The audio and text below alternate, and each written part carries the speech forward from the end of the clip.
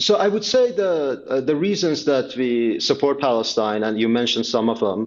I think the biggest one goes back to the earlier question, and my earlier answer is that it's the anti-imperialist principle of the revolution that has continued for the past 44 years. And if you see Israel as an extension of Euro-American settler colonialism and American imperialism, then it makes sense, following from that principle, that we should support Palestine. Hello, everyone. I'm Rania Khalek, and this is Dispatches.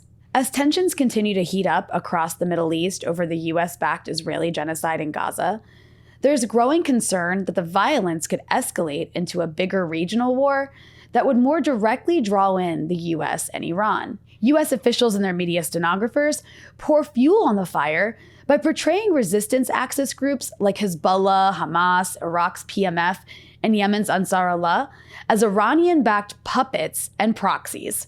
What is Iran's actual role in the resistance axis? Why does Iran support Palestine? Is it anti-imperialism or self-interest? And how do average Iranians feel about it? To discuss this and more, I'm joined by Navid Zarrinal, a postdoctoral fellow at the University of Tehran. But before we jump into it, this is just part of this episode.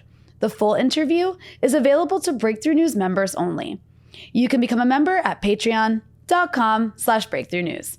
And as always, be sure to hit the subscribe button and the bell so you get a notification whenever we post new content. And if you appreciate this show, you can also donate below on YouTube. Navid, welcome back to the show. Thank you for having me, Rania. Well, it's such a pleasure to talk to you. You're speaking to me from Iran, and there's obviously so much happening in the region, dealing with the genocide in Gaza, and also, what we're seeing at the border with Lebanon, what we're seeing happening in Iraq between the Iraqis and the Americans. The Yemeni situation, I think, has surprised a lot of us in these past few months. But of course, whenever we hear about all of these different resistance axis groups across the Middle East, it always goes back to Iran, right? Like the entire American media apparatus is like, these are all Iran-backed militias. The American officials that comment on what's happening in all of these places make sure to always include Iran's role in being allied with a lot of these groups. So let's start there. When we talk about the resistance axis across the Middle East, which I've covered a lot on this show, what is Iran's role in the resistance axis? And does the average Iranian understand the role of the resistance axis and specifically Iran's position in it? Sure. So I think it's good to start with some historical context here. So when it comes to Iran's role in the resistance axis, it all began with Mohammad Mossadegh, who was the prime minister of Iran in the year 1951. And the context in which he was acting, it was a broader decolonization context. So you had decolonization movements all over Asia and Africa. So you had India's decolonization movement, for example, that was happening around the same time. It began in the early 20th century, but by the 1940s, Indians gained independence from Britain that led to the partition in 1947. And similarly, the Iranians are trying to gain oil independence from the British. And Mohammad Mossadegh nationalizes Iranian oil. And we all know what happened after. I think your audience is familiar with the history here. So because the British oil was threatened, the British persuaded the Americans to collaborate with them in order to orchestrate a coup d'etat against Mohammad Mossadegh. And after the coup d'etat, the Shah of Iran, that was backed by the US, came back to power in 1953, and he allied with American imperialism.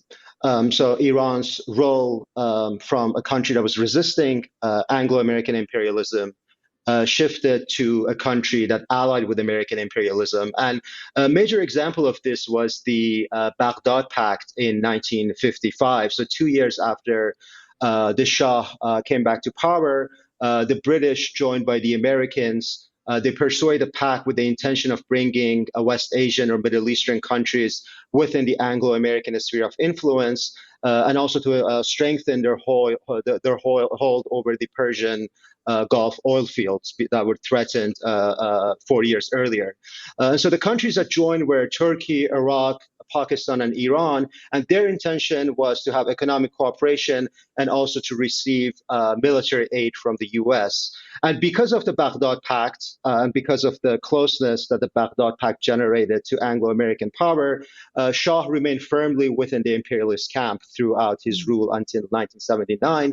And part of that meant that he opposed Arab nationalism. So he was actually very much opposed to Nasser of Egypt. And if you review the correspondences that the Iranian foreign ministry had at the time, the Ministry of Foreign Affairs, and read the documents and the memos and the summaries of talking points, you see that the Shah was very much opposed to Nasser and really disliked him.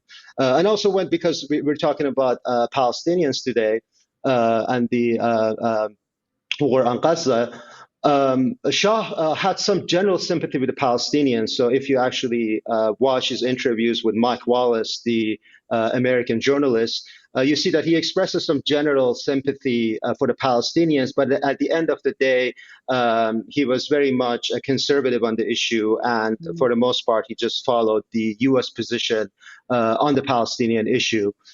And all of this changes after the 1979 revolution. So Iran, from 51, being in the resistance camp in a sense, goes to the imperialist camp. But by 1979, with the revolution, it shifts us back to the resistance camp. And a major reason for this is that the Shah was having a crisis of legitimacy because of the way he came to power, which was through a CIA-assisted coup d'etat, and also because he allied with the imperialist position.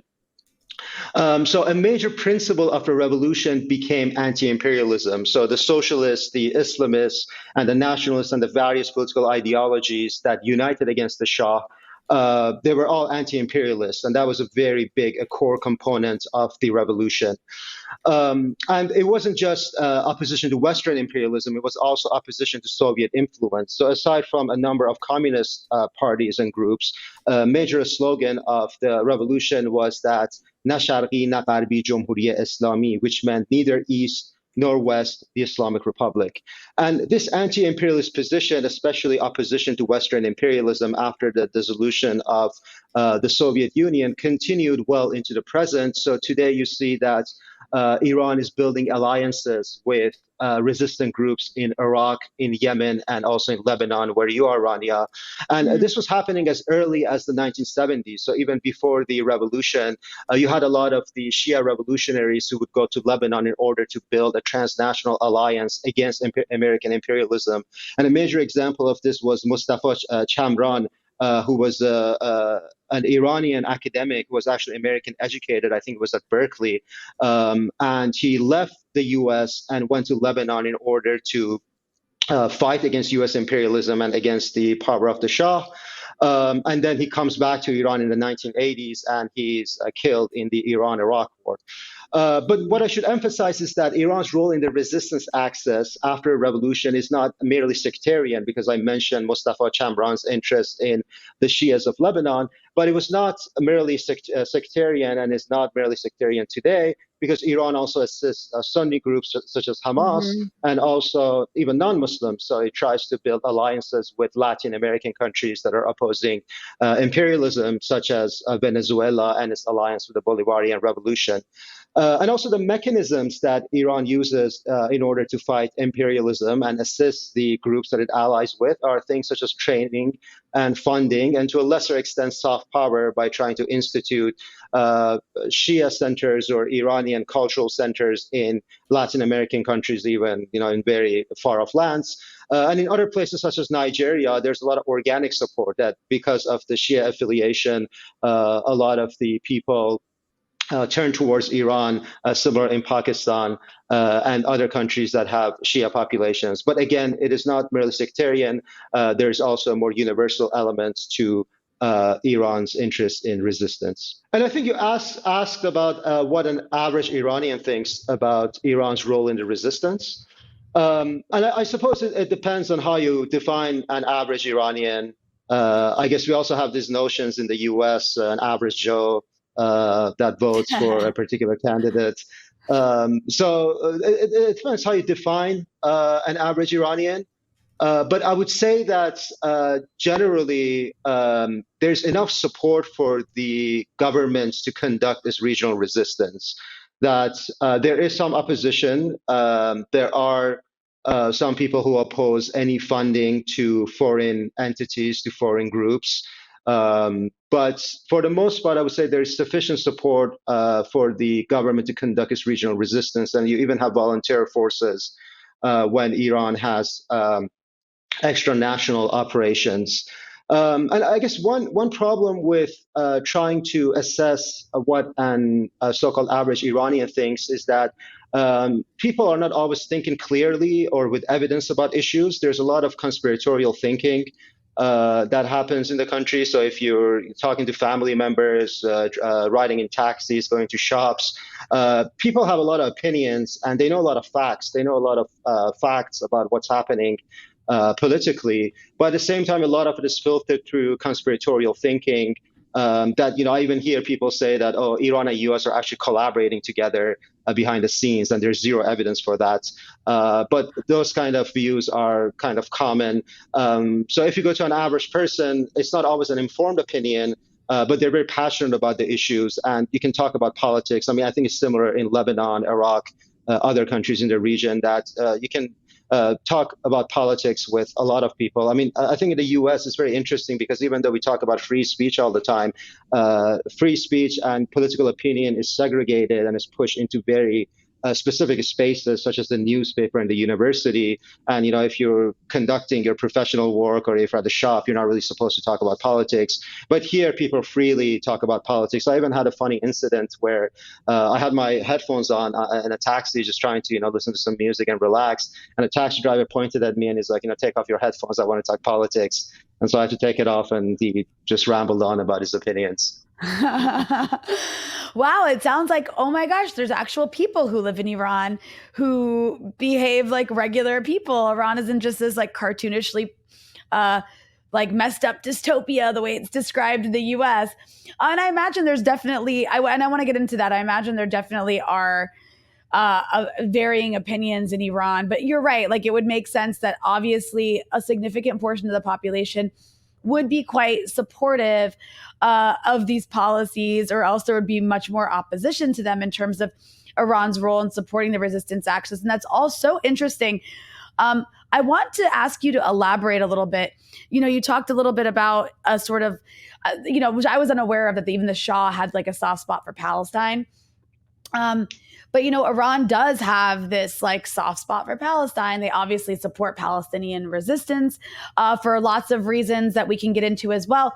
But I'm just curious, when it comes to the issue of Palestine, there does seem to be a great amount of Iranian support, obviously not just in the government, but generally speaking in the country. I'm curious, why does Iran have this affinity for Palestine? I mean, it makes sense from a lot of different angles, right? Like, is part of it because Palestine is the underdog, is so obviously colonized? It's a very black and white issue. And you're just watching people suffer. Is there like a sort of, I don't know, like a brotherly sort of sympathy there? Like this is like a regional issue where people in the region are being oppressed by the same people oppressing us. What is it about Palestine that, draws Iran to be so compelled to not just support it, but like almost like in a spiritual way support it? That's right.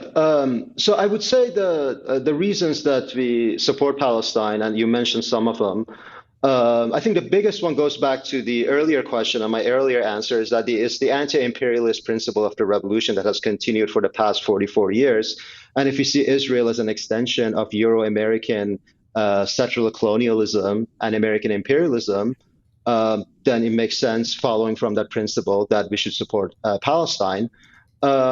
And it's not, I don't think it's based on a pan-Islamic idea either, because I mean, pan-Islamic ideas were very big in the late 19th century, early 20th century, and it mobilized a lot of Muslims around the world against European imperialism, but it didn't really lead to much because we had the nation-state formations everywhere, including in the Ottoman Empire and in the Qajar dynasty. So it's less about a pan-Islamic idea, and it's more about a global fight against imperialist control and against racism and against settler colonialism. And I think a major reason I say this is because Palestine has a major Christian element. So it's not only Muslims, but there are a lot of Christian Palestinians who are under occupation. And again, going back to the anti-imperialist principle of the revolution, this is an interesting fact that I think a lot of Americans don't know. But when Iranians took the American hostages at the embassy because they alleged that the U.S. embassy was assisting the coup efforts in 1953, and they were worried that they orchestrated another coup in 1979, they actually released the black hostages. So the idea was that black Americans, even though they live in the U.S. or they live in the first world, they're oppressed. They've been historically oppressed, and they're still oppressed in 1979. And they're still oppressed, in 2024.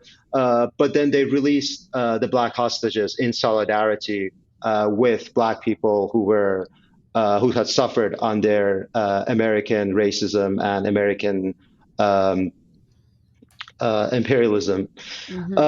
And I would add that the support for Palestine is primarily moral and ideological as opposed to strategic. And this is in contrast to Syria, because in Syria you have an actual nation state and a state that Iran can ally with for its political objectives and for its strategic interests. But in the Palestinian case, you don't have that. So I would say it's primarily moral and ideological. But there's also a smaller realpolitik element to it, in a sense that Iran is trying to lessen American imperialism, Euro-American influence in the region, and by having more allies, including non-nation state groups such as Hamas, it thinks that it can achieve its political objectives. Yeah, I mean, that makes perfect sense. And, when we talk about the imperialism element here, the American imperialist element here, I mean, in the U.S., obviously, you consume American media. You know very well that Iran is portrayed as just like hating America because Iranians just hate freedom, or the Iranian government just I don't even know. The Iranian government just hates happiness and good things, and America's happiness and good things and democracy. And Iran just hates all of these things. But also in reality, I mean, it comes down to, imperialism versus anti-imperialism. So I'm curious if you can place Iran's support for, or Iran's role in the Middle East. I'm curious could you explain how that role actually is an anti-imperialist one? I know that sounds so simple, but I'd like for you to break that down for those who are a little confused on that element. Sure. So I would say it is simple, because what Iran is trying to do is trying to reduce American domination of the region. And again, the U.S. has dominated the West Asian region for the past 70 plus years. I'm going back to the Baghdad Pact in 1955. And after World War II, where it becomes a superpower and it replaces Britain and France in the West Asian region. And that has caused a lot of problems for the people and the countries in this region in terms of the plunder of the resources, in terms of sanctions, in terms of lack of cultural sovereignty. And all these issues, if you have certain anti-imperialism moral commitments, are problems. And the way Iran has tried to go about it is that it has tried to mobilize state power against U.S. imperialism. Because if you talk to a lot of decolonial academics or pundits in the U.S., they prefer to have non-state actors, and they prefer to have theory and non-state groups to resist imperialism. But the Iranian position is that it's better to have state power mobilize resources and power against American imperialism, and that's what Iran has done for the past 44 years. And one question that I want to answer that I think connects to this question is, there's this very strange and bizarre perspective that Iran itself has imperial ambitions, or that some people, I mean, it sounds ludicrous, but they say that Iran is an empire itself. It's an imperialist power in the region. But if you actually read the literature, even coming from the Western academy, and the literature on empire and on colonialism, empires have a definition. I mean, historically, pre-modern empires have a definition, and then modern empires also have a definition. They must have a very strong currency and control over world trade, global trade. They must have standing armies. They must be able to impose such things as sanctions. Again, going back to the control of global trade. And many other elements that Iran lacks. So to call Iran an empire is ludicrous. And I think part of it goes back to these new liberal or radical trends in Western intellectual circles and Western academia, where anything that is not some vegan commune in Geneva is considered an empire. So empires have a definition. Even if you read Edward Said's Culture and Imperialism, he has a really good passage in that book where he contrasts the Tsars, the Russian Empire, with the British and the French. And he says that if you look at the British and the French empires, they went distances. They went, they flew, they went by water, and they went over oceans in order to have colonies and territories and colonize places. But with Russia, even with the Tsars that were an empire, they were only going across their own borders. So when they captured Caucasian territories from the Iranian Qajar dynasty, that was, to the south of them. But they did not go across oceans to have colonies and territories. So you even have degrees of imperial control and imperial power. And with Iran, I mean, they are a regional power, I would say, or a rising regional power, but they're not an empire. And through a state power, they're trying to lessen the American domination of the region, and that is their anti-imperialist role. And I should mention one last thing. There are a lot of pan-Iranist pundits that you find on satellite dishes and on YouTube programs that they only speak in Persian. They don't really have English programs. So I think for the American audience, they're probably very obscure. But nobody takes them seriously, and they don't have any power in the Iranian government. But these pan-Iranists, they basically want to revive the old Achaemenid Iranian empire that stretches from Central Asia all the way to Greece. But that is not happening, and it is not part of the policy of the government. It is just fringe pundits on YouTube programs and satellite dishes that have those imperial ambitions. No, I really appreciate you breaking all that down. I think it's so important. And another thing I'd like you to delve into, I don't want to give too much time to it, because all we ever hear about is like one term you'll see a lot in the way that the resistance organizations across the Middle East are described is they're Iranian proxies. You'll constantly hear, you can't read an article about Ansar Allah in Yemen, more known in the English-speaking world as the Houthis. You can't read an article in the American mainstream press without seeing the term Iranian-backed before the term Houthis, the Iranian-backed Yemeni group. That's constantly how they're referred to. Hezbollah, Lebanese Hezbollah, constantly referred to as Iranian-backed, Iranian-influenced, Iranian proxies. I mean, it's just on and on and on. It's always Iranian-backed. Of course, you never see the same terminology applied to Israel, for example, or any of the many actual proxies the U.S. has across the Middle East. I think, just as somebody who lives in the region, who's from the region, I find it incredibly offensive to minimize the role or the background of any single group that has an organic history in each country, whether we're talking about Ansar Allah or Hezbollah in Lebanon, or these various PMF groups in Iraq, to dismiss that or minimize that as just, oh yeah, they're just like little puppets of Iran is genuinely offensive. But, from your viewpoint, Navid, when, how do you see these groups? Are they Iranian proxies? Maybe you disagree with me on that. What's your take? No, I would say I agree with you. I mean, it's also a double standard because it is true that Iran has provided training and funding to Hezbollah and to Ansarullah, or the Houthis, as they call them in the West.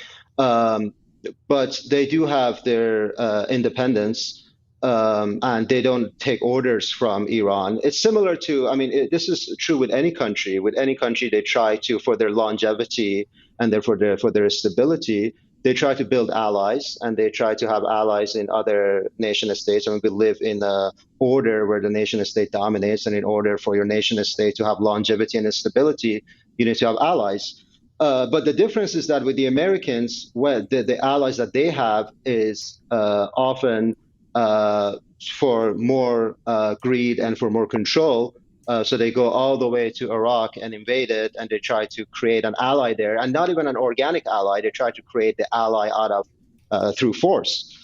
Because with the Iranians, I mean, even though they have violated Iraqi sovereignty on several instances, there is still a very organic connection between Iran and Iraq. And historically, you had Iraqi families and Iraqi clerics who would come to Iran to study, and vice versa. And the culture is very similar. Even the expressions. I mean, you have Arabic and Persian expressions that are exactly the same. Mm-hmm. So there's this long history of interaction between Iran and Iraq. And after the war, where you have this vacuum and you have this instability in Iraq, the Iranians try to go there and through the common faith and culture build alliances with the Iraqis. And so the building of allies and alliances, I think it's a normal thing that nation states do. But the question is, how do you do it? Do you do it for more control and domination, or do you do it to lessen imperialist control and to bring stability to other countries?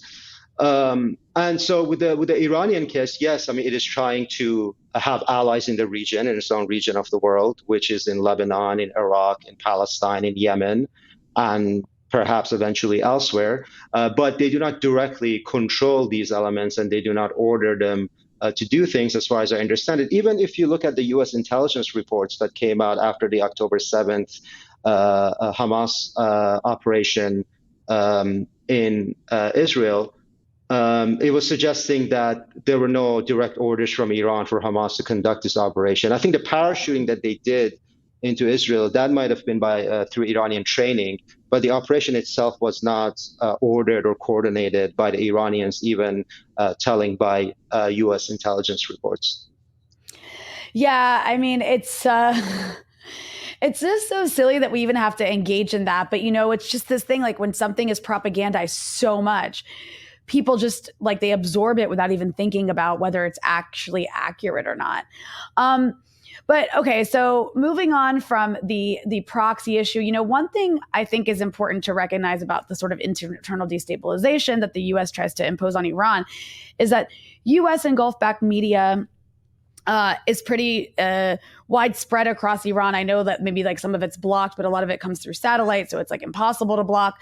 And so there are Iranians who are exposed to certain ideas that it's pretty common for the U.S. to push into sanctioned countries. And particularly as it relates to Iran, one narrative that gets pushed by these US and Gulf-backed media outlets is this idea that, oh, like your government is wasting your money on Hamas and Hezbollah and Ansar Allah, on these terrorist groups, while its own people are suffering economically. They'll never say they're suffering economically because of sanctions, but obviously Iran has had to deal with like horrible, sanctions that just ruin the economy, make it difficult to access certain items. Like we've talked before on this show about what sanctions do.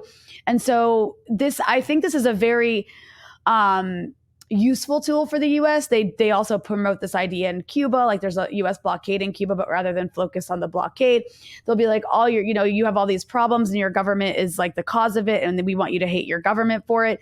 And this does end up resonating with some people. So I'm curious, how prevalent is that line of thinking in Iran? And moreover, Navid, does that line of thinking exist or correlate to class by any chance? In terms of maybe this kind of person, not, black and white generalizations, but perhaps this kind of person from this class background typically ends up, agreeing with, or that sort of US line resonates with them versus somebody of a different class background. Sure. I would say yes. So there's a very popular perception here that's shared with among a lot of people that we are wasting our money on Palestine and Lebanon and why don't we spend it on ourselves? And it was captured, if you remember, the 2009 Green Movement that was generated because the Mousavi supporters were disputing the election, saying that there were irregularities or cheating by Ahmadinejad. When they came on the street, one of the major slogans of the protest was "Na Ghazeh, na Lubnan, janam fadai Iran," which meant neither Gaza nor Lebanon. My life is for Iran, meaning that stop giving money to Gaza and Lebanon. But I think what the opposition misses here, and what this perception misses here, is what I was saying earlier to the last question, that the aid is not just for Palestine and Lebanon, it's also for the national stability and longevity of Iran. And in order to do that, you need to have allies and you need to have relationships with other countries. And sometimes that requires for you to spend money. And there's also funny double standard here, because the same Iranian who would say neither Gaza nor Lebanon, my life is for Iran, they would go to US or Germany, and when Germany is giving money to Israel, or when US is giving money to Israel or Ukraine, they're completely fine with it. They don't complain whatsoever. So there's a big double standard here, because they're also residents of that country, so they get permanent residency in the US, but they're totally fine with US spending a lot of money on Israel or Ukraine. And we understand there is some difference here, because the US is a wealthier country, so it could probably afford to spend more on other countries.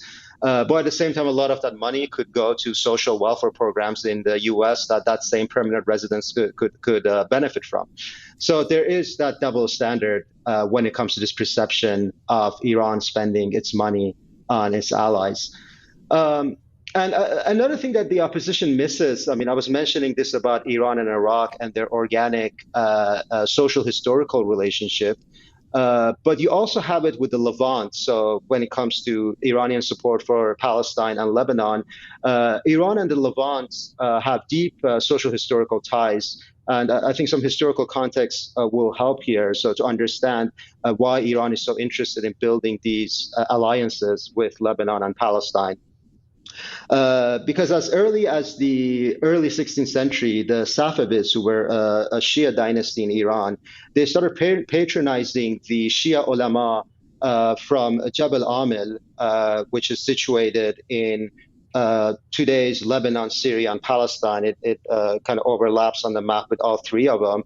And so they also bring Shia ulama from Iraq and Bahrain, but they bring a number of them from Jabal Amil, which is in the Levant. And by the end of the Safavid period, early 18th century, there are about 156 high-ranking Shia jurists who are in Jabal, who emigrated from Jabal Amil to Iran, living there. So you have that Shia migration to Iran and that relationship from the Levant. So all that knowledge, all that human resource coming from the Levant to Iran. And conversely, you also had a lot of Iranians who went to the Levant. So Suleiman the Magnificent, who was the Ottoman Sultan, he captured the northwest of Iran, where a lot of Shias lived, in, I think, the early 16th century, I think year 1534. And when that happened, he settled a lot of the population from there to Mount Lebanon. And those are the ancestors of today's Shias in Lebanon. So if you go to, I think, Byblos or Baalbek, you see a lot of Shias. Their ancestors come from northwest of Iran. So you have that big social historical relationship. And I think part of the relationship with Hezbollah, it's not just wasting money, and it's not just some elitist political alliance. It's based on 500 years of social historical relationship. And I think that adds an important element to it that a lot of people without historical awareness do not know about. And just to harp on it again, the class element to this, like I would imagine, I'm guessing here, but I would imagine that perhaps people who are like more upper middle class might have a certain opinion given the media they might be exposed to in like the urban centers versus people outside of those regions, as well as, in a different class might have different views or ideological values when it comes to resistance in the region and support. Sure, I guess. Yes, that's an important question, and I think a question that we don't really have much data on. So a lot of the things I will say are anecdotal on this.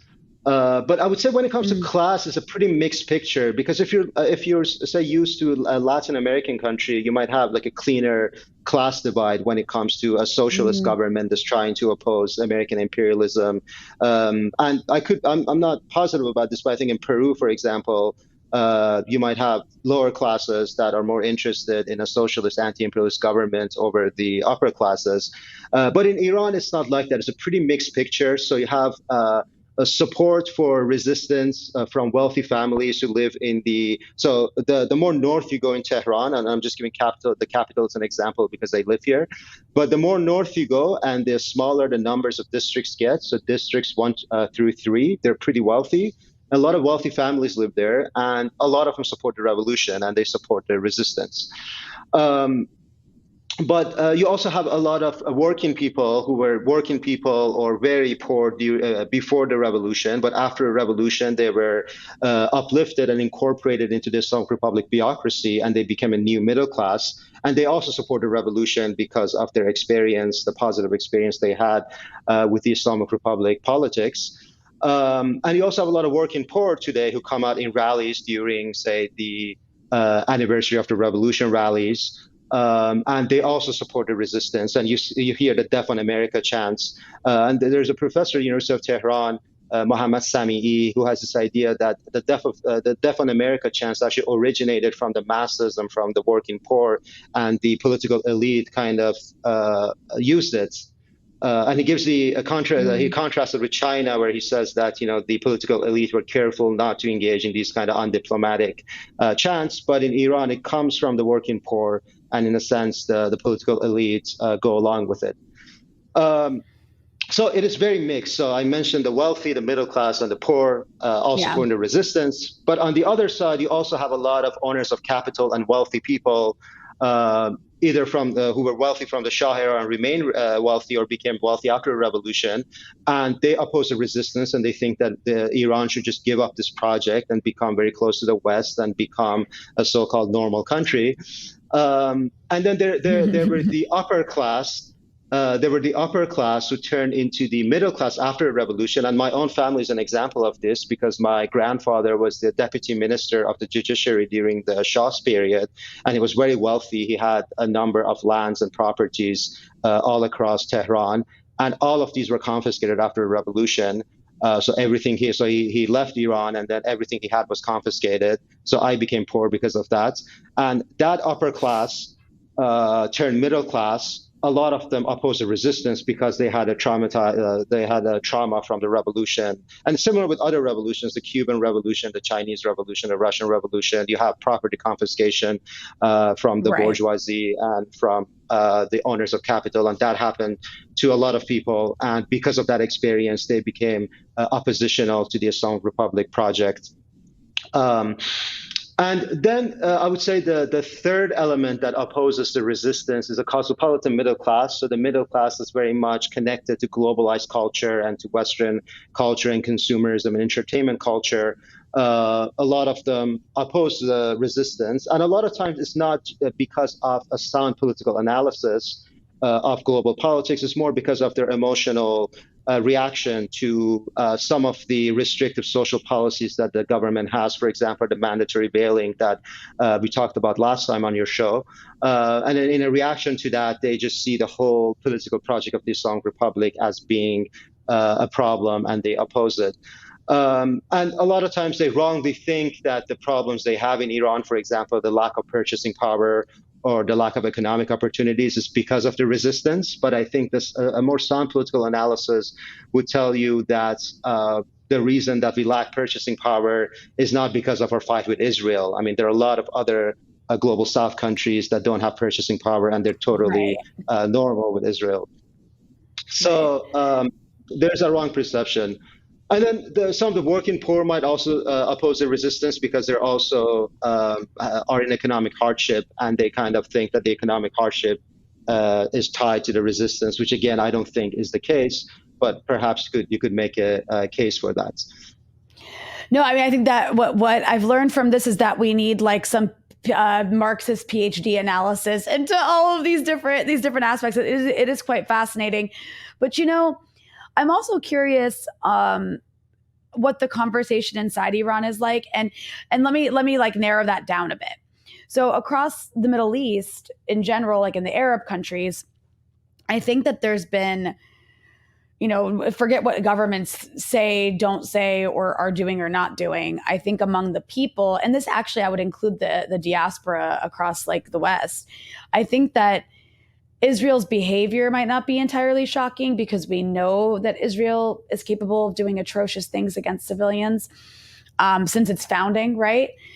But watching it be live streamed this way, watching Western officials who prior to this claimed to care so much about democracy and human rights and have always really weaponized the issue of human rights against their adversaries and claim to be these beacons of civilization, to watch them get up on podiums and say the most genocidal things, to watch them support genocide, to watch them defend Israel's destruction of hospitals, Israel's deliberate bombing of children, Israel's deliberate strategy of starvation, to see them be complicit in all that and to actually join in it now by like cutting off funding to UNRWA, to just be so mask off, right?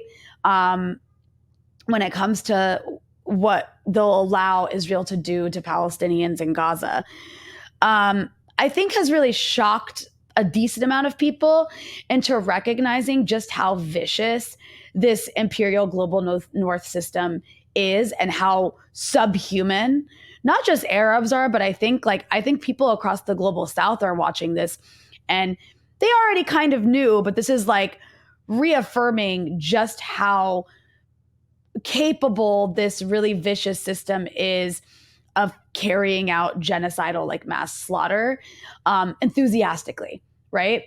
Mm-hmm. I'm curious if there's a conversation inside Iran about that. Like, what is the conversation about Gaza? Are people even talking about it? Is it something that is, on the news every day, that's in everyone's face the way it is perhaps in the rest of the region? Is it leading to conversations or maybe like an understanding that, this like liberal democracy, like human rights, paradigm that's been sold to us by the West is even more BS than we initially realized? Or maybe there's people who bought into it and now they don't. And I know this is all very anecdotal because you're not going around doing polls, but I guess I'm just curious, like, what's the conversation been around you with relation to this genocide in Gaza? That's right. So I would say it's very different in the US because you don't have to worry about being doxxed or canceled here, because I have a lot of colleagues, academic colleagues in US and Europe and Canada who have to constantly worry about being doxxed or canceled because of supporting Palestine.